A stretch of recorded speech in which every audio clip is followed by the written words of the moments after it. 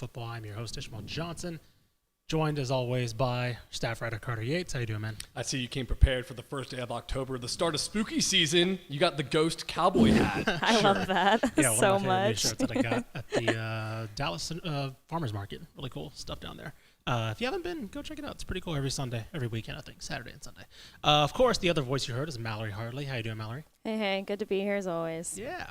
And one person who has been on his phone probably since 7, 8 a.m. I want to see that screen time. Yeah. What that's looking like. Joining us, of course, via Austin is our senior writer, Mike Craven. Mike, how has your morning been? It's been busy. I'm the Popeyes employee meme. When that chicken sandwich came out with smoking a cigarette just with my hands in my head. I'm a morning workout person to get behind the steel curtain here. I tend to do an hour or two worth of work, make sure I'm good, and then I go to the gym. I took my pre-workout as usual, and then the tectonic plates of college football began shaking again. So if I'm speaking a little quicker today, it's because I have too much caffeine in my body. Yeah, I mean, we'll start there. Look, quick rundown of what we're going to be talking about. Obviously, realignment off the top. We'll get to that in a bit. A little bit of Ben Bell's situation with Texas State, as you saw come out. Some news came out to Monday, I should say. We're recording on Tuesday. I still have to get used to that. Still used to Wednesday recording. Then we'll get into, of course, the Power Poll, and we have an interview with Texas Tech head coach Joey McGuire after we get done with the games of the week, and then we'll get to the lightning round.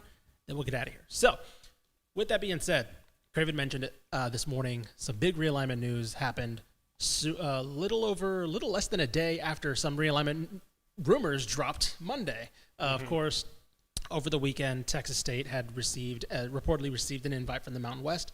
Monday, it came out that UTEP had received an invite from the Mountain West. Neither, as of last night, neither had accepted until this morning. We got news, and you can go see this on TexasFootball.com. UTEP had accepted their invite to the Mountain West. And soon after, the official announcement was done, and the Mountain West had announced everything. So now that puts us at where we are now. Yeah, Craven, you don't even need to work out. That's a workout enough, just explaining all of that. So, let's reset now, and I'll pass it on to Craven here. Again, you can go check this news at TexasFootball.com. Keep it locked there as well. Any other news will come down there. Craven, where does that put us now? Because the Mountain West now has 7, I believe. Race to 8. They need one more.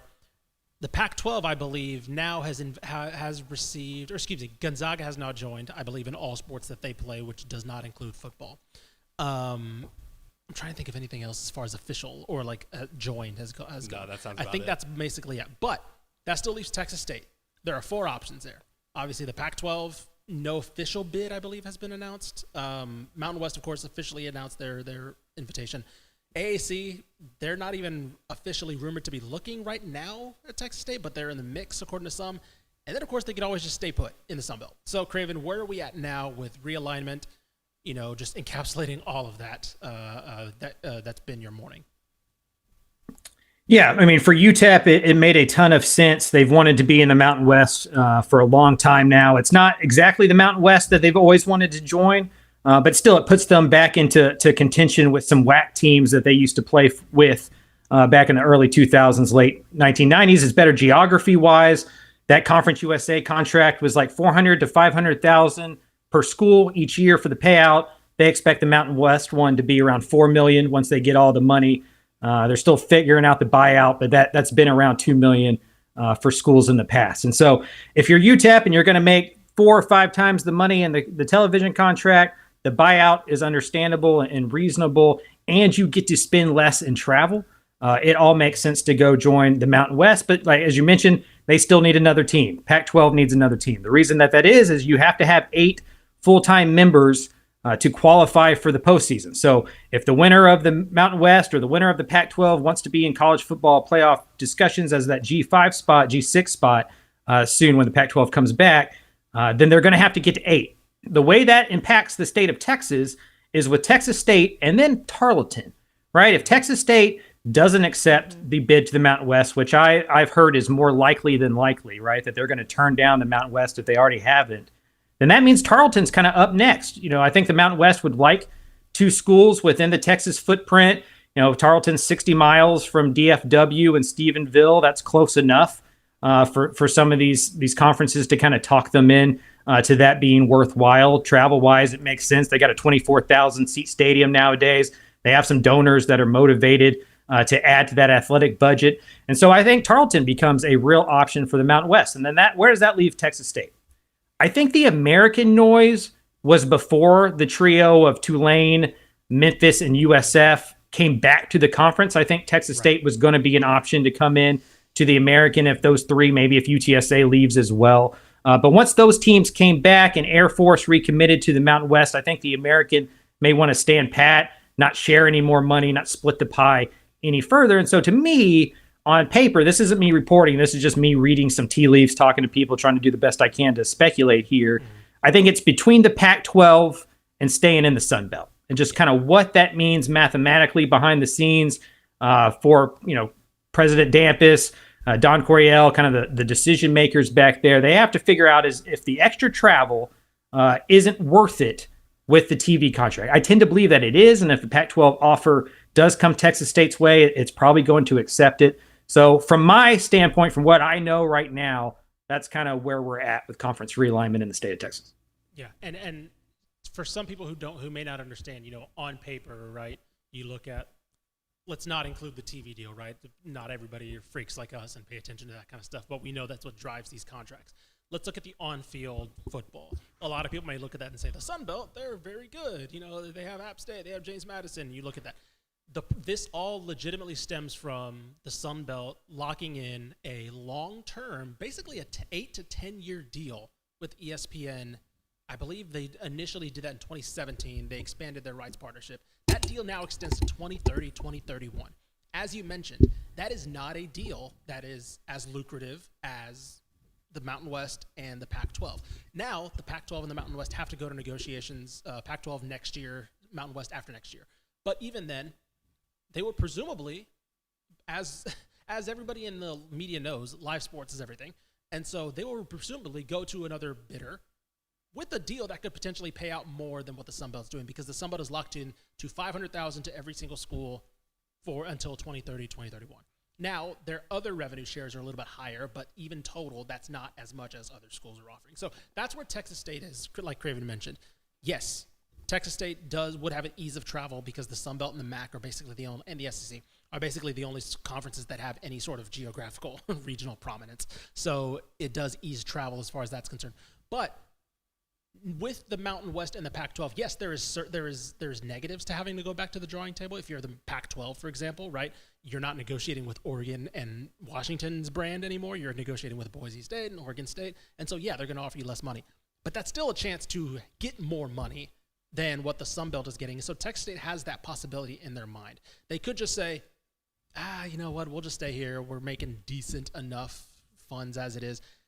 I do wonder what the ceiling is if you go to the negotiating table with the Mountain West, with a Pac-12, even with the damaged, quote unquote, damaged brand of those conferences.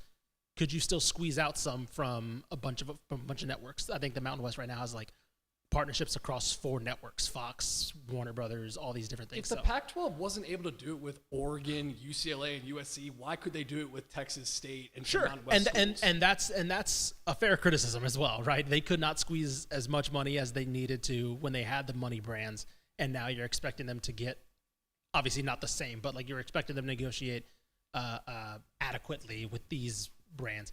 Again, probably a safe bet to make, but you still have to take the chance if you're Texas State and that comes calling, because you see UTSA now becoming a full member of the AAC, getting a full payout, right? And you have to close that gap in some way. Obviously, that's not going to be the same. They're going to be making more from the AAC, but you don't want to be the one left behind. As we saw with this past realignment with UTEP, kind of getting left in Conference USA for a little bit until now the Mountain West is like, hey, we got to find a way to stay in there. So unfortunately, the on-field stuff, yes, I do think the Sun Belt is a better competitive conference, top to bottom, than the Mountain West. But that's not what matters. And that's not what probably should be mattering when a lot of these guys' bottom line comes down to how much money can we put into this program. Well, UTEP going to the Mountain West is kind of the first conference realignment move that makes sense almost geographically, because you forget how far west UTEP is. But Craven, I have a question for you. When did Tarleton kind of emerge as maybe a player? Because we were talking about it before we recorded. They were a D2 school like 5 years ago or something like that. Yeah. It's almost like a challenge when you mention the DFW geographic location. Like, what is the mile radius cutoff before you can stop claiming DFW? Like, is it 60? Is it 100? How close you are to DFW? When did they kind of become a player in all of this?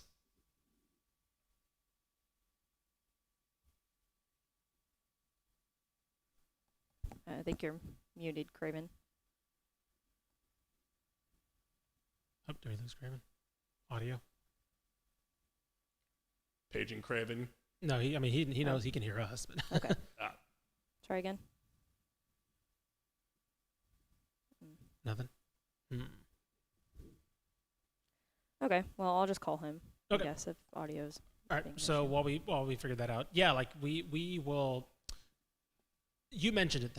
Tarleton was a D2 school a couple years ago, right? Now, granted, to be fair, they've worked to be a lot more competitive, a lot quicker than I think a lot of people anticipated. That's not an easy jump to make, right? As we're seeing with somebody like Commerce, right? Commerce made that similar jump. They're not faring as well in FCS. So I would not be, as Craven mentioned, with donors, with a pipeline of sorts with DFW, right? They're counting it as DFW. I know where Stephenville is. It's not DFW. But again, that's like saying Waco's it's not DFW, but like it's the same distance basically. You consider Waco as reachable to Dallas and Houston. It's not Dallas as and big Austin. Saying Waco is close to DFW, that's not as big of a jump as saying Stephenville is close to DFW. Right, like but it's the same type of if deal. you're a Baylor fan, you're like, yeah, we can recruit Dallas, we can recruit Austin. That's the theory behind getting Stephenville, right? Considering Stephenville and Tarleton. So I do think it makes sense if your idea is to go into a new market, and especially if Texas State doesn't pan out. If Sam Houston doesn't have the facilities that you probably, or the funding, as we've seen with their issues jumping to FBS, okay, if Sam Houston probably isn't, because you'd probably say in a perfect world, Sam Houston probably, right? On the highway going to Houston, on the highway going back to DFW, you have to go through Huntsville. But as we've seen, they've had a lot of funding issues with there. So I don't think it's the worst thing in the world. I think we have Craven back on now if he wants to chime in as well. I was just saying how the tangential geographic ties to DFW, and like you mentioned with the funding, it kind of makes sense with what we've seen from Tarleton's success jumping to FCS if they made that transition to the next level. Craven. Yeah, because, I think you got to remember, while we, being from Texas, know Stephenville isn't DFW, you can still fly into there and have a pretty quick, easy, stop in Stephenville to go play a game there. Yeah. So some of this is about the economics for the other team. What is easy to go travel? What costs you less to go travel? Flying to El Paso is easy. Flying to DFW and then taking a bus 60 miles to Stephenville, relatively easy when we consider what these schools typically go through trying to travel to places, right? It'll be easier to get to Stephenville, for example, than it will Washington State. Mm-hmm. Pullman is impossible to get to. And so I think if you're going to strike out at Texas State, maybe, or if you're really just trying to build a base in Texas, Tarleton's probably the best available option outside of UTEP, outside of Texas State. Yeah. So keep it locked to TexasFootball.com. We will have all your realignment news there. Craven, follow Mike Craven on Twitter as well. He will have all your updates there. This is all happening now. I think UTEP was the expected domino, and now it kind of figures from there because now the Mountain West presumably has to move on, or Texas State has to make decisions. So we'll be all over that in the coming days, maybe day. We'll see. All right, moving on. Speaking of Texas State, we had a little bit of news come out Monday that kind of stemmed from Saturday a little bit, but we'll explain why here in a bit. As everybody remembers, UNLV quarterback Matt Sluka maintained his redshirt eligibility, so kind of withheld for the rest of the season. That involved a bunch of conversations about NIL, all that stuff, who's right, who's wrong, whatever. So then some other players also, because we're approaching that, if you've played X amount of games now, you lose your red shirt. 4 games. Yes, if you play more than 4 games, and De'Aaron King is the godfather of this move. He is very the much former the Houston quarterback who opted out after 4 games because if you play a 5th game, you burn the red shirt opportunity. Yes, so we're seeing players now hit that 4-game limit and say, oh, we'll see, or contemplate, or either announce, as Jahari Rogers from SMU did, announce that he is leaving to maintain his eligibility and maybe cash in his value elsewhere. So that goes to Texas State's Ben Bell, who, and I'll let Craven take it from here, who has contemplated, by the way, I should mention, he's nursing an injury, right? That is one of the things. He's nursing an injury of some sort That's the primary reason why he didn't play in Saturday's game against Sam Houston. But it was reported that he is also considering his eligibility. No decision made yet. I believe he practiced the other day, or at least participated to some extent to however he could, according to GJ Kinney. So, Craven, you want to take it from there to kind of explain his situation? Because he's been basically Texas State's best defensive player by a good stretch. Yeah, I feel like this is kind of a new reality, especially for G5 football teams, right? Like a lot of these guys who are really, really good college football players may not transition to the NFL. Like, Ben Bell's 6'2", 235, probably not getting a ton of scouting on the NFL side. So, his last year of college ball, this college eligibility, may be the biggest earning potential he has, especially on a football field. And so I think if you get kind of banged up, you get knocked up in a way that, normally you'd probably play a football game if it's a big conference game or whatever. I think you'd start making some business decisions, or at least start letting them kind of creep into your mind. It sounds like that's kind of what's going on with Ben Bell. No decision has been made. They're going to take this thing week to week. And he was a little banged up and missed the game against Sam Houston. He can still play in one more before he has to make a final decision. I was told, they're not kind of picking and choosing when that week is. But we'll see kind of moving forward. I think he's got a decision to make, whether he wants to play the rest of this year and see where it goes, or if he wants to sit out for the rest of the time, preserve that eligibility, and see if he can cash in on NIL at a bigger program that maybe needs a pass rushing specialist. I totally agree with you, Craven, about the guys in G5 who might not be NFL stars. I think that NIL has lowered the bar for the dream of buying your parents a car.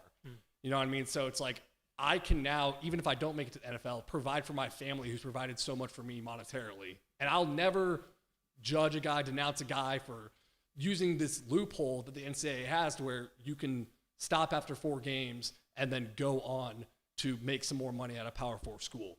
But I do think the loophole needs to be closed, if that makes sense. I'd not like Ben Bell used the loophole because the loophole's there, but the loophole should be closed. I kind of believe with the Jeff Traylor school of thought where everyone should just get 5 years. No red shirts. You can transfer and have immediate eligibility every time, but after 5 years, it's closed. Because there's 2 things to note about Ben Bell's case. He's only playing this year because he got a mulligan year from the NCAA for COVID. Sure. So Jahari Rogers as well. Jahari Rogers as well. So it's basically like me and you were sitting at a blackjack table. I'm out of my chips. You give me a chip to keep playing with me, and I take it to the roulette table. And you're like, well, that wasn't what you're supposed to do with it. Right. Texas State, another thing to note is they also ponied up NIL money for Ben Bell. The Maroon and Gold Collective. Yeah. He was one of the first guys to sign with them. So will those same donors at Texas State be as willing to pony up money for guys if they know they can leave after 4 games? And, oh, by the way, maybe another player could have gotten that money. Maybe. I mean, I'll let Craven answer that as well, but I think that goes to his point about this being the reality, because then you have to start, hey, yeah, there's a possibility that this, because there are no contracts, which, again, gets to the Matt Sluka situation, right, where he says one thing, they say one thing, there's no ironclad contract, so maybe that involves collective bargaining. Obviously, that's another discussion, but maybe this is how it relates to each other, is that with these collectives having no ironclad contracts that keeps players here, or players having no real legal bounds to keep their, or things like that. Yeah, recourse to take action or whatever. But I'll just say this. I think Craven's on point about this being a reality for G5, and as we're seeing with SMU, maybe even some P5 programs. Craven, if you want to weigh in for the last time. Yeah, and I think it's important to note when the Sluka stuff went down, everyone said, well, you can't have sympathy for him because he should have got it put on paper. Right. And I guess I feel the same way about the college, right? Like if you're Texas State or any of these schools, you can add into their NIL contract that they don't get the full amount of money till the end of the season, or you got to play an X amount of games to get the money. So, until these guys become employees and get on real contracts and there's adults in the room looking out for them, I'm not going to be the person who jumps on a kid for making a business decision. Yeah. I operate in the coaching world. I talk to coaches every single day about what they're thinking, what they're doing. And I have news. Your favorite coach is looking for a new job in October as well. Right. And so what's good for the goose is good for the gander. This thing has always been capitalism and getting the most that you can. And that's true for the school president, to the athletic director, to all of the coaches and the bloated staff. Just because the players have some power now doesn't mean we need to snap our necks in a reactionary way to take it away from them because they're using it in a way that assistant coaches have been using it to get new jobs since I've been around. Yep. Yeah, but two things can also be true, because on the one hand, yes, the players have power. They should be making business decisions like this, and that's all well and good. But I feel there needs to be some protection for the Group of Five program, because now you're saying in the winter a guy can leave, in the spring transfer portal a guy can leave, and oh, by the way, mid-season he can probably leave too. It's just all the time. The protection is to give them a contract. To make them employees, right? But they haven't wanted to share any of their money that they've been getting rich off of for 40 years when these TV contracts have gotten way out of hand. Right. They paid themselves more. Yep. The athletic director more. They paid the coaches more. They added analysts, right? They did everything that they could to hide the money and to go, hey, we spent it all. There is no money. They can't turn around and play broke because they have to start paying the people in their labor force. And I'm just not going to feel sorry for them until there's contracts in place and they make it like European soccer, where UT can go take the defensive end at UTSA, but you're going to owe UTSA some money for the training that they give them, for the housing that they give them, for the development that they give them. Until there's an equitable system here, I think the players can do what the coaches have been doing forever. Yep, I agree. All right, we can have an entire discussion about a podcast about this alone, which may be an off-season discussion. We'll see, especially when we need news in the off-season. But we do have to move on, so we will end it there, and we will get to our games of the week. But before we do, we have a quick message from our sponsors at Be Well Texas. Do you not want to do the power poll? Oh, we can run through the power poll really quickly because that segment ran pretty long. So let's get the power poll really, really quickly because we had some. That is a good point because we did have a lot of movement. Yeah, that's what I figured. Yeah. Okay. We had some big results. Texas State plummeting all the way to 8. UNT vaulting up to 6. Sam Houston, hello at 5. That's something I can say was not on my radar in June, July. Craven, what was the reaction when you finished this on Saturday night that you said, "Oh, this team dropped/fell or rose a lot"? I felt like the top 4 were pretty solidified. Texas, SMU, A&M, Tech. You could probably talk me into a few rankings there. If you want to have A&M in front of SMU or something, I'm cool with that. What I had trouble with was the Sam Houston, North Texas, TCU argument. I think TCU is probably the best football team of those 3 if we lined them up on a Saturday. But they got 2 losses. The other teams only have 1. I wanted to kind of reward that as we get into conference play. Sure. Carter, was there anything that stood out to you? No, I think that's exactly the way to do it. If it's judged by a pound-for-pound list, Sam Houston just has the more impressive resume than TCU has, and at some point we got to do this based off resume. So I totally agree with Sam Houston, North Texas, TCU at 5 through 7. There you go. All right, you can go check out the Power Poll at TexasFootball.com. Updates every Saturday night. Thanks to our friends at Ticket City for sponsoring this year's Power Poll. All right, now we will, before we get to our games of the week, we will hear a message from our friends at Be Well Texas.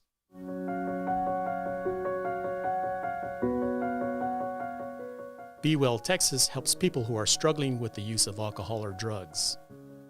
They offer high-quality, science-based addiction treatment and recovery services anywhere in Texas. Find help for you or a loved one today. Welcome to Be Well Texas. We're glad you're here. In many cases, there is no cost for treatment if you don't have insurance. Call 888-85-BE-WELL. Alrighty, thank you to our friends at Be Well Texas. All right, it is college football season, which means it is starting to feel a little cooler outside, and by cooler I mean it's less than 95 degrees here in Texas. Brisk 88 degrees. In time for that is our partners at Home Field Apparel dropping their beautiful homecoming series. If you look on the screen right now, if you're watching, if you are listening at home, our promo code is DCTF for 10% off your first time purchase. They dropped their homecoming series, Home Field Apparel did. I mean, look, do I even have to? I will just say this right off the bat. Mallory, their Michigan State pullover is gorgeous. It's a windbreaker pullover. Very, very nice looking. They have... It'd be nice if I go to a game this year. Exactly. If you somehow make it to a game this year. So, Notre Dame, all these other programs with pullovers. But, of course, this is the Texas programs, the Texas podcast. So, I will tell you about some of the Texas things that they have. Carter, if you are as a Texas Longhorn fan and as a Texas Longhorn alum, what if they have a ton of just retro Bevo stuff? Then I'm all over it. What if they have a Bluebonnet Bowl shirt? I already have it. You already have it. What if they had a baseball tee, retro ringer, or a 2023 Volleyball National Championship shirt modeled after retro Longhorn aesthetic? Gimme. There you go. All right, so not only if you're a Longhorn fan, if you're an A&M fan, if you're a Texas Tech fan, whatever you need, homefieldapparel.com has you covered. DCTF for 10% off your first-time purchase. Go look on their website, and I dare you to find something that you won't spend too much money on. All right, now let's get to our games of the week. Mallory Hardley, it's your segment. Go. All right, let's start off strong here with number 9 Missouri, traveling to play Texas A&M this Saturday, October 5th at 11 a.m. You can watch it on ABC or ESPN Plus. Texas A&M 2-point favorites, over under 48.5. Really? That's what it said. I swear, I just copied. The fighting Greg Teppers, man. Listen, Missouri. I know. Missouri's good this Missouri's.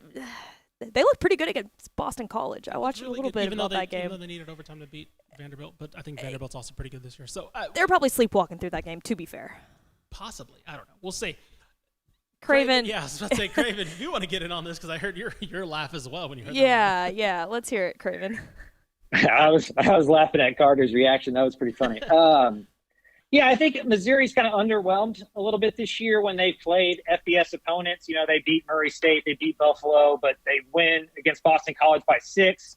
They win against Vanderbilt by 3 in double overtime, as Ish mentioned. Both of those at home. This is going to be the first real road test for them this year. I think all 4 of their games have been at home, actually. Yeah. So they're going to have to get on the road, go play in a Kyle Field. A&M's winning 4 in a row. Marcel Reed as the quarterback there. I hear Connor Wigman's getting healthier. Not sure if he'll play on Saturday.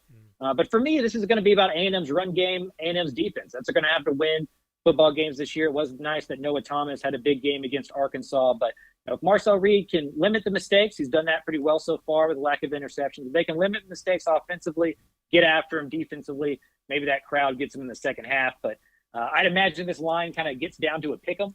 But remember, A&M was a favorite against Notre Dame at home as well. So they didn't end up winning that game either. Yeah, Mike Elko said in his press conference that Connor Wegman was a game-time decision. Even if he's healthy, I don't know how you play him, Ish, because, I mean, Marcel Reed's, the stats aren't super gaudy, but they've got back-to-back 300-yard rushing performances for the first time since 2012. I mean, as we'll get into a game in the lightning round, sometimes if your quarterback isn't putting up the best numbers, as long as he's moving the offense, it might just work out better. I'm very curious because this one's going to come. Everybody talked about Luther Burden with Missouri and, of course, Brady Cook. Nate Noel has been great for them. He's averaging almost 7 yards a carry. That's going to be, like Craven mentioned, the run defense for A&M is going to be massive for this because, hey, look, Luther Burden, he's going to do a couple things that you just put your hands up and say, I don't know what I'm supposed to do against that. That's probably wide receiver 1 in the draft coming up. But you can hopefully make Brady Cook kind of carry the load of the offense, right, if you can shut down, quote-unquote, shut down Nate Noel. He hasn't been shut down so far this season. That's been the big issue. If you're A&M, is this the game where maybe you go against a defense that makes Marcel Reed into a more of a passer? Because against Boston College, I believe, let me see if I have this right, I thought it was 1.9 yards a carry on 26 attempts. And then also against a pretty good Vanderbilt running attack, only 4 yards a carry, which, as we know with Diego Pavia, he's a definitely capable runner in his own right. So, and I believe, look at that, Cedric Alexander, shout out LBJ. But they did a decent job against a pretty good run offense in Vanderbilt. Dude, this offense might be better than Notre Dame. I mean, this defense for Missouri might be better than Notre Dame's. Like, they are third in the country. Hold on. They're third in the country in total defense and 8th in the country in scoring defense. They're bad when they get into when opponents get inside like the Missouri 30-yard line, though. They're pretty bad. They've been a little sketchy against the pass, but teams have not. They've done. I'll put it this way: numbers. I'll accept that. That's actually a lot more impressive than I thought. Boston College, I believe Castellanos was healthy for that game, which he was not this past week. So he's also looking like a pretty good quarterback. So we'll see. I think the primary matchup will be that front seven for A&M, and if they can establish the run on offense and make protect Marcel Reed from having to win this on his own. Craven, does this Missouri defense scare you if you're a Texas A&M fan? I don't think it scares me, but A&M's not a team capable of putting up 40 to 50 points. Like, that's just not what they're going to be this year. They're going to have to win low scoring in a phone booth type games like they beat against Arkansas. They didn't lead that game until 9 minutes left in the fourth quarter and able to hang on there. So they're going to need special teams plays. They're going to need a lack of mistake. They're going to need to play defense. And then, hopefully this pass game just gets better and better each week. The Arkansas game was a good sign. That was a big step up for Noah Thomas and Marcel Reed. And you just hope, if you're an Aggie fan, that continues, because that run game is going to be good. Yeah. So it's just a matter of getting a little bit more balance. All right. What's next, Mallory? SMU at number 22 Louisville this Saturday at 11 a.m. You can watch it on ESPN. Louisville coming in as 7-point favorites, over under 57.5. How do y'all say it? Louisville or Louisville? I say Louisville. I say Louisville. Louisville? Louisville? Louisville. I say Louisville. Craven, how do you say it? Louisville. Louisville? That's how you're supposed to say it. Yeah. It's not Louisville or anything like that, or Louisville. Louisville. They say Louisville. I said It sounds Louis. really weird. Got a friend out there, and he gets on me all the time. It's like the Nevada thing, right? Yes. I don't know. How do y'all think this one's going to go? I'm surprised Louisville is ranked still after that Notre Dame game. They didn't look very good in that one. Yeah. SMU surging. They've looked a lot better with Kevin Jennings at the quarterback. But the story for the Mustangs is that defense. Yes. They got 5 non-offensive touchdowns on the season. They had an interception return for a touchdown last year. Scott Simons's group has been excellent. If they can limit the big plays defensively, they may be able to pull off this upset. All right. Before I'm curious, because I'm about to give my thoughts on this game too, but we love him and we can't quit him. He found his way onto the show in 2024. Shout out Louisville starting quarterback Tyler Shuck, baby. Welcome back. There we go. Welcome back. He's he's healthy. Great. He's healthy. and cooking, by the way. 11-to-1 touchdown interception ratio. Yeah, he is cooking. Jeff Brom knows some damn offense, because he's fixed Tyler Shuck, and it turns out, hey, look, all you got to do is protect him and keep him healthy. And he turns out there's a reason why Tech wanted him when he was leaving Oregon, because he's been really, really good. Louisville, their offense has been really pretty damn good, and they're leaning a lot on Tyler Shuck. Yeah, this game, SMU Louisville, is very similar to Texas A&M Missouri in that we're going to find out the Texas team if they're a contender in their conference. Because the Florida State game, I was at it, that doesn't solidify it for me. Florida State is dog water. Yeah. They're really not They're really good. bad. But this is the game where Louisville is like You leaned into it. You leaned into that one. What? Louisville. Oh, sorry, I didn't even mean to do that. I didn't even do that on purpose. I'm bringing my luggage with me, and it's Louis. Tell me you're from Frisco without telling me you're from Frisco. They are they're just one of the top teams in the ACC. SMU has scored 108 points in the last 2 games against Florida State and TCU. How do they handle the emotional high of those 2 games against maybe what's the better team than TCU and Florida State? Yeah. And SMU hasn't gone away from Dallas since August 24th in week 0 against Nevada, right? Like they've had some home games, they've had some home cooking, they've gone 3-1 in that time. That BYU loss looks a lot better in hindsight, but this is a big one for the Ponies. If they can win this one, they are up to there at close to tier 1 as a conference favorite. As Carter mentioned, they lose this one, they're probably back where I kind of thought they were, which is like right below Louisville in that pecking order. But it's going to be an interesting game. Going to be a lot on this defense, because they're going to have to, as y'all mentioned, kind of stop a Tyler Shuck that is playing as good as he has in a long, long time. Yeah, one thing that I think could decide this, I think a little bit of the blueprint for Notre Dame, and granted Notre Dame defense, we'll see how good they actually are, but they looked really good rushing the passer against Louisville, which, as we mentioned, has been the key for them, is protecting Tyler Shuck. He was not protected in that game. They ended up losing. SMU can probably look at that and say, all right, let's figure this out, because I don't think their pass rush has been great this year. I think their defense has been really good as a whole. Yeah. I think if you have one issue, it's been their pass rush for me. So if this is the game where it gets unlocked, this could really go their way. So. Guess what % chance SMU has to make the college football playoff right now per ESPN? Oh, jeez. 5. Yeah. 13%. Oh, God, it's in double digits. Still overrating Florida State. Yeah. Probably. Yeah. We'll see. Well, they just don't play Florida State or Clemson or Miami or Clemson on their schedule. That's so I think some of it is they could back into the ACC championship, and then they get the auto bid. Is this going to be the best team they face in the ACC? 100%. I was about to say, yeah, probably. Like, I think Boston College the rest is Stanford, fine. Duke, Pitt, Boston College, Virginia, Cal. Yeah. And Castellanos has been hurt for Boston College, so like even if they are decent, I don't think they're probably gonna be at 100%. So they don't get Clemson or Miami. Nope. So basically, they're gonna be asked to beat them in a one-off potentially. In Okay. ACC, which can happen. So. Okay. Yeah. That rocks. Alrighty. What's next, Mallory? The Baylor Bears taking on number 16 Iowa State this Saturday at 6:30 p.m. You can watch it on Fox. Iowa State 11.5 point favorites. The over/under 45.5. And in the wise words of Ishmael Johnson right before we started the podcast, never count out Matt Campbell in a game that he should win. But Ish, they're 4-0. Look, all I'm going to say is the same thing. I'm going to pick them to win this game. Don't get me wrong. But all I'm saying is never count out Matt Campbell in a game. He should be.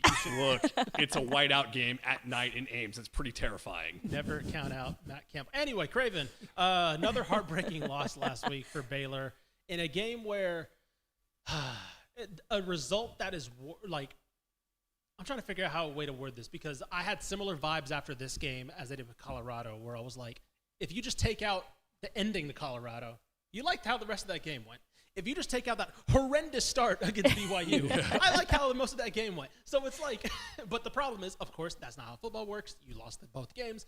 And so they're left with like the worst vibes ever because they had a catastrophic start against BYU and they had to play catch up and almost did, but almost doesn't work. What are your thoughts on Baylor heading into this one? Because it just feels like, as you wrote on textfootball.com, it just feels like we're toiling the drain here. Yeah, I think good news for Baylor is this locker room has clearly not quit on Dave Aranda, right? Like a team who has given up on this coaching staff, who's given up on this program, has not battled back from 21 down to BYU to make that a football game and have the ball with a chance to win. But I think your point's a great one. You know, they've played 3 Big 12 teams so far this year. The Utah game did not count because it was a non-conference game that was already scheduled. That's kind of a weird deal. But they played 12 quarters against a Big 12 team this year. I think they've won 8 or 9 of them. But they've lost all 3 games. And Dave Aranda said this week in his press conference, you know, they got to play 4 quarters of football. Like that is the thing that Baylor has to figure out here. You know, I think I've made my feelings on Aranda very clear over the last couple of years. I think he's great for the game as a head coach. I think personalities like that to kind of show there's a different way to be a leader and the head of a program is good and healthy for the sport. It doesn't have to be the stereotypical drill sergeant guy all of the time. But you got to beat your peers, and he just hasn't done that since the start of 2022. They are 6-15 against Big 12 competition over that time. They are under 500 at home. They've been really bad against Power 4 teams. So it just feels like while they like Dave Aranda, the team is playing really hard. This is a results business. You don't get paid millions of dollars to be likable and to play hard. You get paid that kind of money to go win football games, and they just haven't done that. And the attendance tends to tell you the story. And it wasn't there against BYU, despite that still being an important game for this season. They got to win this football game against Iowa State, or the 2 weeks between their next game is going to be miserable for everybody involved. Yeah, you mentioned the attendance there, Craven. Taz Williams Jr.'s dad tweeted out, the lack of fan support at games will ruin the incoming 2025 recruiting class. No. So if you want an update on that awesome recruiting class they're building, look, Taz Williams Jr.'s dad is saying you can't be outside the club complaining how the DJ sucks. Yeah. Yeah. Look, it's it's not great. As Craven mentioned, those are the type of games that you at this point in your tenure, you should be finding ways to pull out, or in case of Colorado, finish, right? You can't have that start, especially I think that start against BYU was the literal, if that comes at any other point in the season, I think it's still bad, but I think after the Colorado loss and how they collapsed in that game, then starting on the back foot was the worst possible thing to happen to that Baylor team, because all of a sudden it was like, oh God, you know, the bad times keep rolling, and all of a sudden you're having to coach from behind, and what was it, three score deficit immediately, so 21-0. So stats from the friend of the program, Drake Toll. Baylor is 3-16 against the last 19 FBS opponents they played, and 0-9 against the last 9 Power 4 teams they played at home. There you go. So that just tells you the whole story. Yeah, it's bad vibes there. We're probably on sad quote watch for. Oh, sad quote. Sad quote watch for his press conference. Favorite time of the year. Yeah, so we may be reading a couple of those. The Kia December to Remember sales event. What was that quote what he had last year? He was like, every time I see that commercial, I think about people getting fired. It's like, Jesus, man. Something like that.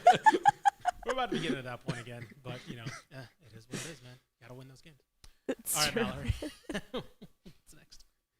All right, to round out our games of the week, Texas Tech playing at Arizona. Did y'all see what time this game is kicking off at? Oh, yeah. We talked about it with Joey McGuire. Is it a Big 12 after dark? Saturday at 10 p.m. Let's go, baby. Big Our 12 time, of after course. dark. Our time, Central Time. You can watch it on Fox if you're a night owl. Arizona coming into 6-point favorites, over under 63.5. I'm really curious about this game. This is super, huh? I'm saying the real ones know about that Big 12 after dark play. Yeah, but I'm interested in this game. This is probably going to be where my eyes go this weekend out of the whole slate. This feels like a really, really big game for our guest here in a little bit, Joey McGuire. Yes. Tech has been really good at home. 14-3 at home, won a lot of football games there, have been a Big 12 contending type team at home. They are 3-9 on the road in his opinion.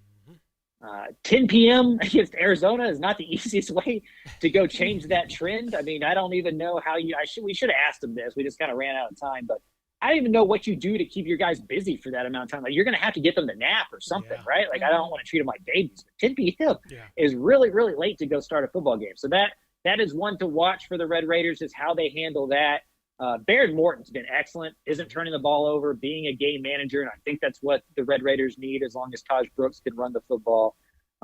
This is about Texas Tech going and bloodying up Arizona. They're not going to win skill position battle. I don't think they're going to win the 7-on-7 game against Arizona. They need to go win in the trenches, get Taj Brooks going, establish the run, and play off of that. If they can do that, I think Tech can win this football game. If not, it's going to be a long night. I don't think this conversation is about the offensive side of the ball, guys.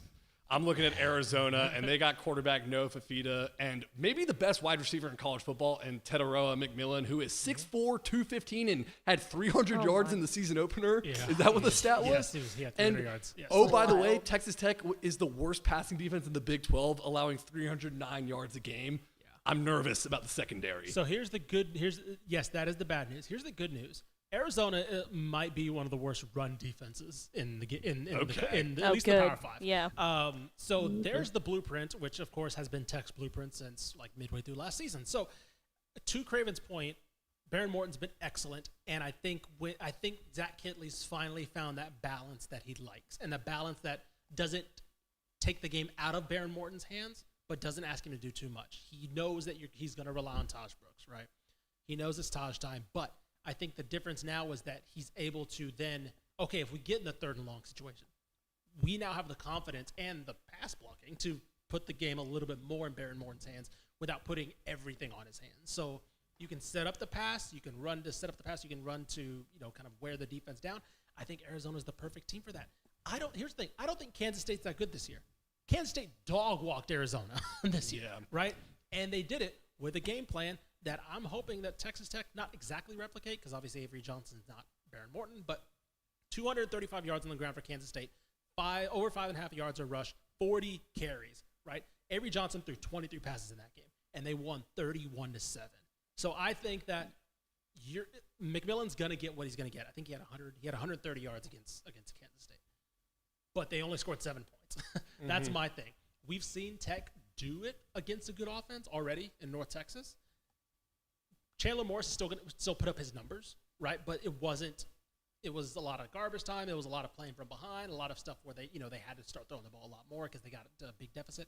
If Tech can get Arizona in that situation, that's a very, very winnable game. Very winnable. Craven, do you know if Braylon Lux is going to be back? I know he's kind of questionable right now. They need this guy back. Yeah, they need him back. He ran around a little bit this week. I think he's kind of getting through some practices in a way he hasn't done before. So they're as optimistic as they've been in a couple of weeks, but I can't tell you for sure. And I don't think they know for sure, not this early in the week. Sure. Well, Texas Tech's defense in the last 3 games has given up a 71-yard touchdown to Cincinnati, a 66-yard pass to Arizona State, and a 75-yard touchdown to North Texas. Yeah. The defense has been much better, but they keep giving up massive explosive plays. Here's the thing that's very interesting to me that I'm kind of curious about. Has Texas Tech, I do agree, like we can look at the ACU thing and be like, oh, they just, even against a team that's, on paper worse than them, they still couldn't stop anybody. I think they've just played some really good. Cincinnati might have one of the best offenses in Power 5. Yeah, I think Cincinnati's so much improved. And so I do think that this Tech defense is decent. I think they are the issue. Don't get me wrong with this team, as if you want to compare just the two phases of the game. But I do wonder, is like Brandon Sorsby looks just fixed. He looks like a fixed quarterback from what he was last year at Indiana. So I don't want to put everything being like this Tech defense is awful. I think they'll have their games. That's how I look at it. I think they'll have their games where against North Texas where they can immediately force them on their back heels, and all of a sudden they're having to play catch up.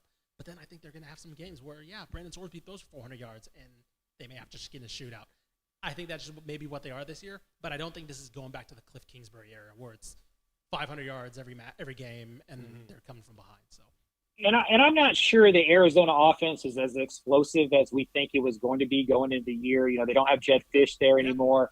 They put up a ton against New Mexico. That's probably the worst defense in the FBS. Since then, their game totals have been 32, 38, 33. That's not Arizona scoring. That's like the whole game total of both teams, right? They've gone 22, 7, and 23. They're not also putting up 50 points. And so to me, this is a lot like the Cincinnati game, or at least what I thought going into it. Like if Tech can get that offense to score under 30, like their offense is capable of getting there. And so to me, this is about the offense taking a couple possessions away by running the football, win the line of scrimmage on offense and defense, and then maybe you got a shot in the passing game. All righty, that'll do it for our games of the week. But of course, I mentioned off the top, we have an interview with Joey McGuire, Texas Tech head coach, about this massive game, coming up this weekend. And without further ado, here's our talk with Joey McGuire. Mike Craven, Republic of Football, here with Texas Tech head coach Joey McGuire. Coach, how are you doing today on this Monday afternoon? Doing good, man. I appreciate you having me on. This is a lot of fun doing this stuff with you guys. 2-0 start to the Big 12. Also, the first time you've had the same quarterback start for the first 5 games of the season since you started there at Texas Tech. What are the tangible benefits, maybe behind the scenes, of kind of having the same guy under center each game? Man, it's been huge. That's kind of like the running joke, I guess, of where people ask me what's the season is going to be like. And I have said all along, well, if Baron Morton, takes the snaps that we need him to take, we're going to be in good shape. And, it's been huge, just the chemistry that he has with the tight ends, the receivers, running backs, and his leadership. Man, he's really taken on a lot. He's a team captain. He's got a huge voice in that locker room. And you can't question his toughness, so there's so many people that respect him. When kind of over the spring, summer, even into fall camp, did you start feeling like his shoulder was going to be fine and he can handle everything? And what was your confidence level with him going into the year? Yeah, it was really, whenever we shut him down in the spring, he was having some soreness that in the past was, it was leaving. He wasn't as sore, or he wasn't sore at all. And then all of a sudden, after one of our scrimmages, he was sore Sunday, he was sore Monday, he was sore Tuesday. And so we're like, let's shut him down and let's send him to a couple of places to get it checked out. The doctors that talked to him, went through everything. And I think the biggest thing, the last doctor, he was like, hey, here's where you're at. I feel good about where you're at, but there's a guy, a physical therapist that a lot of the NFL and Major League Baseball players, especially pitchers, go to in Jacksonville. And he said, you ought to go out there for a week. And he and our head trainer traveled out there, and they came up with a really great plan. And I think that once, Barron felt comfortable with that plan, I think it just started changing. And, every time I would talk to him, after a throwing session or whatever, he goes, man, Coach, I feel better than I've ever felt. And coming out of camp, he goes, Coach, I hadn't felt this good since I was in high school, and so that just makes you feel better, because he's one of those guys. I mean, we told him, we said, hey, look, we got to be honest with this deal. We're going to go in this direction because, it doesn't help, because he's a tough guy. So he can easily say, hey, I'm fine, and him not be fine. Somebody asked me that, they were like, we're playing, I think it was Arizona. It might've been North Texas. And he throws a field out on just a rope, and he's on the far hash. And I'm like, well, that tells you right there how the shoulder feels, because that's a big boy throw, and especially the way he threw it. And so I just think after that, going back to your question, after that May, June visit with the physical therapist, man, he had a great program, and man, our strength staff and our training staff have done such a phenomenal job with him. And we look at your box score, coach, against Cincinnati, and it's 251 passing yards to 231 rushing yards. Like, you found a balance that Texas Tech, the offense hasn't had in a long time. But we talk on the podcast about Baron Morton being an excellent game manager, right? And some people take that as a quarterback. It's like, oh, that's an insult. Like, that's a total compliment. If he throws one interception against Cincinnati, y'all might not come out and win that game. How have you seen him improve in that area, game managing? I think I agree. I think that's a compliment, because so many people go out and say, man, he's a gunslinger, and not to compare him to the greatest quarterback going right now, but look at last year and this year, what Pat Mahomes is doing. You could easily say he's a game manager. They're winning 17-10, and he's not turning the ball over, stuff like that. But the one thing that Barron, I think once he knew he was QB1, like this is his team, it kind of like a light went off, or he flipped a switch of like, I've got to get really serious about preparing for a football game and not just like let my talent carry me through that football game. I think a lot of really good young quarterbacks, they let their talent and they've lived off their talent. But man, this is such a cerebral game, and defenses are so good about hiding coverages and masking coverages. And what I've seen him more than anything is just how he's studying every single week. He's up here with Coach Kitley constantly, and they're going through everything. Hey, we're going to check it here, or hey, leave this play on. We've got a good play call. And the other thing, I saw this in the bowl game, and it's a little bit different from when we were in the bowl game, but you still have enough time, if you're doing it efficiently, is the helmet, the coach to player communication. Baron Morton has excelled whenever it comes to that, of like, hey, alert this.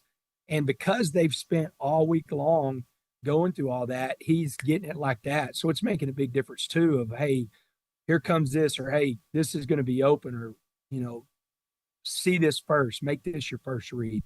And Barron's really excelling with that. And one of his favorite targets, Coy Aiken, he had 2 touchdowns last week. I was listening to your press conference today, and you said that Coy has a size 14 foot and a size 12 foot. Yeah. Please explain that story to us, how that happened. Whenever they told me that, I was like, that's whatever, guys. And then Coy and I were on the bus together. And I said, hey, Coy, tell me the story about your foot. And so whenever he was younger, he was roping. His dad's in fact, his dad won a national championship, at Tarleton for rodeo. And so Coy's rodeoed all his life, and he's roping.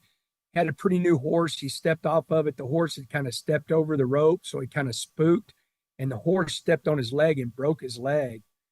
And he gets up, and he's kind of limping, and his dad goes, "Are you okay?" And in Coy fashion goes, "Yeah, I'm okay." And he wasn't, so his dad goes, "Go back down." Well, he hit a growth spurt whenever he was in the cast, and so one foot has been behind the other. And I told him, I said, well, so you wear a size 14 and a size 12? And he goes, no, I wear a size 14. I just order these socks off of Amazon that are thicker to fill up the shoe. And so I said, well, if you want to, we've got cleats for you. And he's like, no, coach, I'm used to this. I'm okay.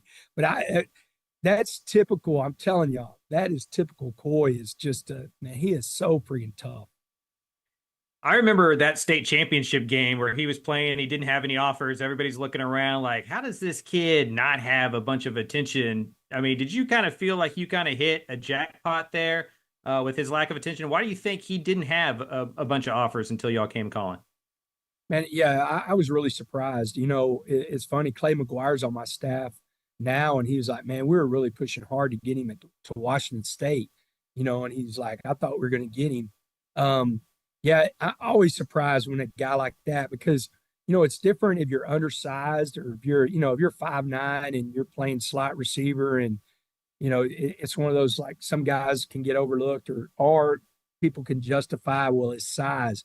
Coy's a big guy. I mean, he's over 6 foot. And so I was really surprised. And with us, we would have looked at him sooner, but I was full. We didn't have the scholarships, and I was coming in on a new roster. And so I really didn't know everybody on my roster yet. who's staying, who's going.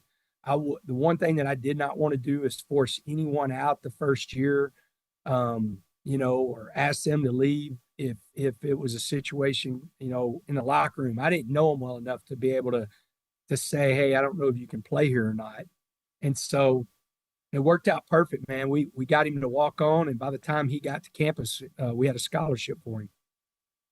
What is the culture behind the scenes of walk-ons that can turn into scholarship players, that can turn into players? I know there's been talk about eliminating the walk-ons with new scholarship stuff. In your mind, what do walk-ons kind of give to a program? Well, I was really lucky. I always say this. I got to give credit, a lot of credit, when most of the stuff I do is Matt Rule. Here and definitely at Baylor, with Coach Rule, walk-ons they're so different. They're so valued because Coach Rule was a walk-on at Penn State, and he knew what that was going through. Garrett, my son, was a walk-on at Baylor, ended up earning a scholarship. Coach Aranda, it's a really good story, but Coach Aranda ended up, granting him a scholarship, and Garrett earned it. And so I think the biggest thing with walk-ons, I just look at it as a roster number. Like I have 123 guys on my team, and it doesn't matter. You got to play the best guys. And we got, like, one of my captains 2 weeks ago was Joseph Plunk, walk on from Amarillo, Tascosa. I'm sure I'll have a couple more guys like that throughout the year that'll be a captain of the week. And they bring so much to the team whenever it comes to the culture, because if you can get guys that are walk-ons and all of a sudden now they're playing and they're earning it, it just gives you so much more, I think, credibility with the team of saying, hey, we're going to play the best players. It really doesn't matter what your last name is or where you come from. So for those who don't know, Garrett, your son is a wide receivers coach at Nebraska right now. How often do you get to talk to him during the season and talk ball? And also, we can admit that Dylan Raiola looks exactly like Patrick Mahomes, right? Yes. No doubt. And I love that Mahomes embraces that. And, from what I understand, and from Garrett and a little bit from Patrick is, they do talk a lot. Man, I talk to Garrett every night, or in the mornings. We text a lot. I want to know we want the McGuires to win. Our household is a lot better whenever both McGuires win. And, we both got to win this last week. But, he and I are so close, and I think one thing, too, we both spent time with Coach Rule, him as a player, now as a coach, and I spent time with Coach. And so I think, and I talked to Matt a lot. I talked to Coach Rule a lot. After that Washington State game, I called him and said, hey, man, I know you're busy, but could you please watch this game as a coach and give me some pointers, man? I'm lost. And so I'm lucky to have that relationship. But me and Garrett, man, he's my best friend when it comes to, I'm as close to him as anybody in the world. And we talk a lot about football. So I know you can't give away the trade secrets of what Coach Rule told you exactly to fix, but you're 2-0 since then. Was it like a attitude thing or a schematic thing, or like what has led to this run you've been on, this 2-game run you went on? It's a mixture of both. One thing that he did say, and we didn't have Taj against Washington State, and that's not saying that we would have won that game because Washington State's a good football team. But, one thing he said to me on the offensive side, he goes, man, I think you are one of the best gap scheme teams running counter and power in the country. And he goes, y'all went away from that. Like, you can't allow people to take away, or you think you can't run something just because their scheme, because they've got to match what you do because we're good at it. He said, I thought you did too much of that, not enough of that. And then he just talked about the energy on defense of when we're in a 3-man versus a 4-man. I will tell you, he watched the game because he goes, hey, pull your tape up. On play 3, this. On play 8, this. On play 52, this. It was not, hey, I watched it and hey, buddy, I don't know if you're, it was very specific stuff of, hey, is this what you're trying to do? And some stuff that he knows me really well, that he's like, Joey, this is not a Joey McGuire team. So what's your issue? Like, why is it not a Joey McGuire team? And so it helped a bunch, and we really have carried a lot of those comments through the last 3 weeks of even going to the game, reminding the coaches, hey, this is what we need to be doing. You brought up, Taj missing that Washington State game. Now, I was on the recruiting beat when he was at Manor, and I used to stump for him on the Fab 55, and everybody'd look at him and be like, well, he doesn't do anything great, right? Like, he's not fast. Yeah. He doesn't look great in shorts. When did you realize this is our guy and this is what we need to build our offense around? It's you said it perfectly, and it's a little bit different conversation with the NFL scouts. But the thing with him, I think it was really after the West Virginia game last year. Yeah, I go back. We've kicked ourselves multiple times. In hindsight, it's 2020. But if I'd have known that Taj was going to be a guy that I could hand the ball off to 30 times, and he wake up the next day and look like he could go for another 30 carries, we would have handed the ball to him 30 times in the Wyoming game. But it was really after that West Virginia game of like, how many times did he touch it in critical situations? How many times does he need to touch it in critical situations? And I think he got in a rhythm of knowing that, we're going to really work on patterning everything around some of the stuff that he does in the run game. And our offense really took off whenever we did that. Going on the road this week to play Arizona at an ungodly time, by the way. We can talk about that in a second. I don't know how I'm going to stay up for that thing. How much does the running game and having Taj, be a part of that going to help this group? And kind of how have you gone about maybe changing a few things on the road to get this group to perform better in those road games? Yeah, that's a big deal. I researched actually this morning before our staff meeting, and then after our staff meeting went into a deeper dive. But we're 3-9 on the road. And those 3 are playing to win. We have 7 of them, and those 3 that we won, we're winning or tying 5 or more. And it's one of the biggest things that's going to be the message this week is good football has to travel. We've got to take care of the football. We turned the ball over 4 times against Washington State, and so you can't do that. I got to put our defense in good position. Thing that we've done the last 3 weeks, once Taj came back, is let's establish the run game. Let's establish Taj Brooks.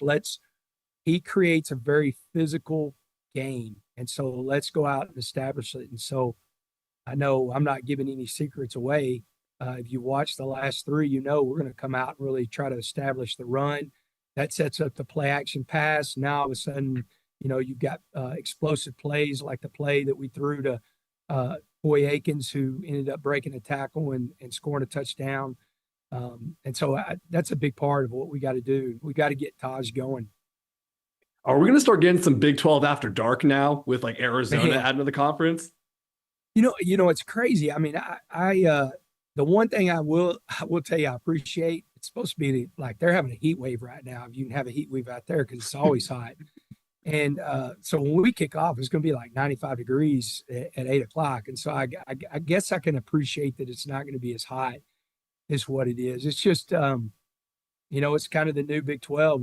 It's really the new college football. Everybody's going to be dealing with it to some extent. Maybe the SEC, maybe not as much, but the Big Ten is going to be dealing with it. And, I do wish if it's not in September or early October, if the weather's okay, you wished it was like a 6 o'clock kick, which would be an 8 o'clock kick here.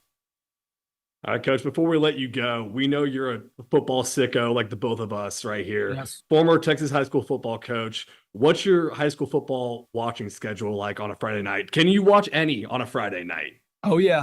So this is no doubt, and it everybody laughs at me. I actually sent a picture to Aaron Hardigan and the crew.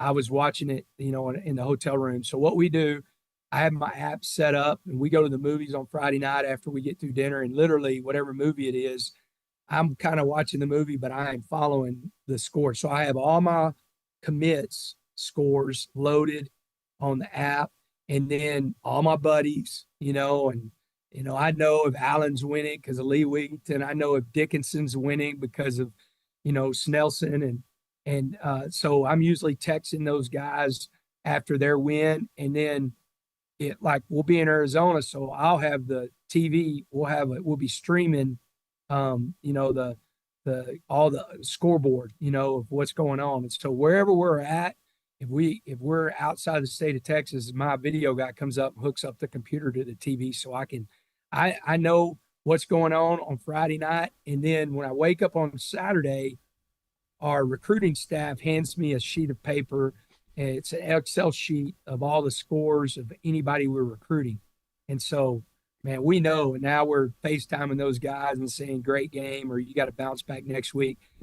That's great in recruiting, but that's just as much for me because I want to know, I'll tell you, I don't have to say his name, but, I was rooting for Cedar Hill to win that game. They got beat in overtime, but I was okay with it because maybe somebody that's committed to Texas Tech had an interception. I don't know that for sure, but that's the stuff that we follow constantly. And I do it because I love high school football and of course I love recruiting. Joey McGuire, there's no one else like him. Appreciate you coming on, Coach. Thank you, brother. Thank you, guys. All right, that was Texas Tech head coach Joey McGuire. Always great having him on the show. All right, Mallory, we're a little bit over time, so we're going to race through hurry up offense right now. Lightning round. Let's go. That's my favorite job because I get y'all in here and out of here very quickly on the lightning round.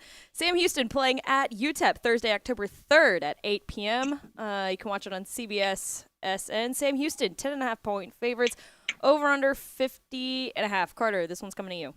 Remember last year when UTEP accidentally brought the wrong uniform to the game and they wore an orange jersey and a blue jersey? I forgot about that. Can we make that happen for the last 2 times they play each other now that UTEP's going to the Mountain West, please? That'd be fun.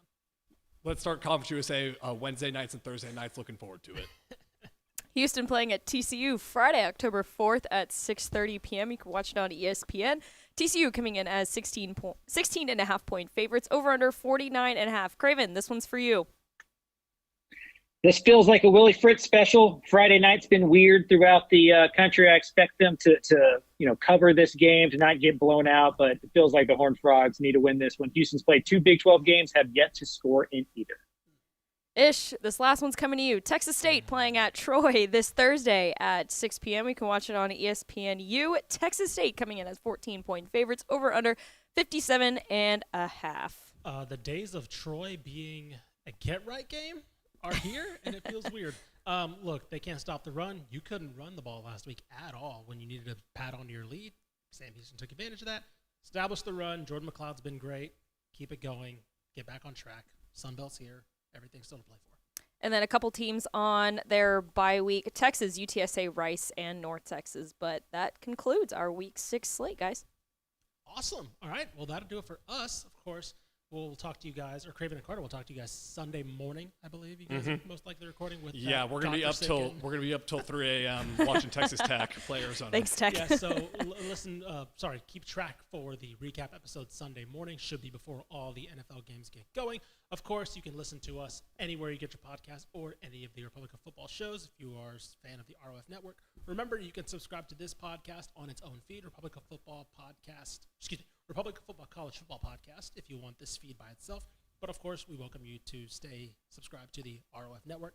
Please, reminder to rate and review. That helps us in the algorithm, helps us move up the Apple and Spotify charts as well. And of course, buy Craven's book at TexasFootball.com, Dave Campbell's Guide to Texas College Football. Here it is right here. Thank you to our partners at Texas Monthly for the beautiful design and all that stuff. It's a great cover. It's a really good cover. It's a really good design. Look at all this stuff. All right, so that'll do it for us. Rank Rutgers, I should believe, is the new slogan. Because Rank Rutgers, you cowards. Rank Rutgers. You cowards. And Mike Elko, give us a call. If you can also give us a call to help rank Rutgers. I don't know if you support the cause. We'll talk to you guys next week.